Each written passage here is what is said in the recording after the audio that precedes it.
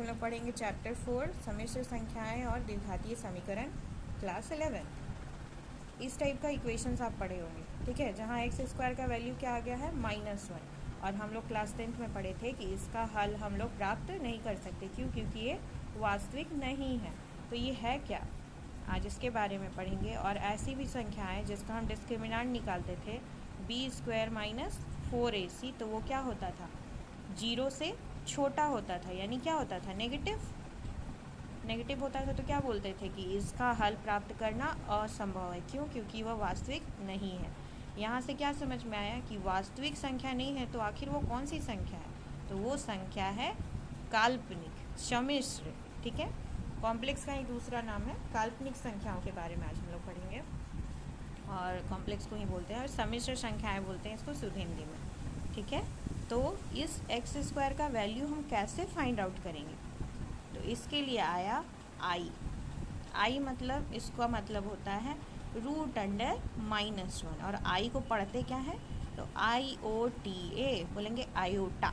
क्या बोलेंगे? आयोटा, ठीक है। तो आप ज़रा ध्यान से देखो, हम अगर आई स्क्वायर निकालते हैं तो क्या होगा, √(-1) गुना √(-1).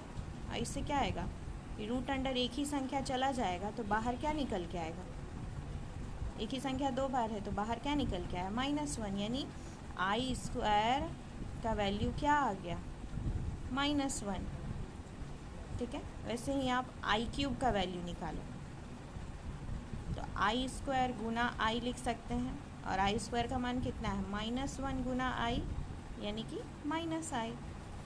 i4 का मान निकालो, बोलेंगे आई का क्यूब इंटू आई, यानी कि आई का क्यूब क्या आया, -i इंटू आई, जरा -i², ठीक है। और आई स्क्वायर का वैल्यू -1, और माइनस माइनस +1, ठीक है। अब इसको हम एक जगह लिख देते हैं,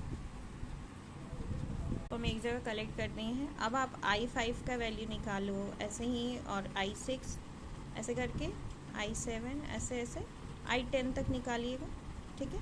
बताइएगा कि क्या आया है। आगे बढ़ते हैं।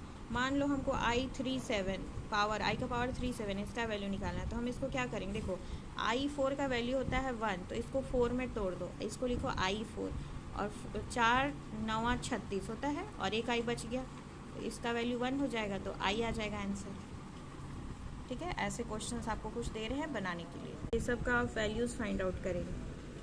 और अगर नीचे i आता है ना, तो उसको आप रैशनलाइज कर दीजिएगा, i से ऊपर नीचे गुना करके फिर आंसर ले आइएगा।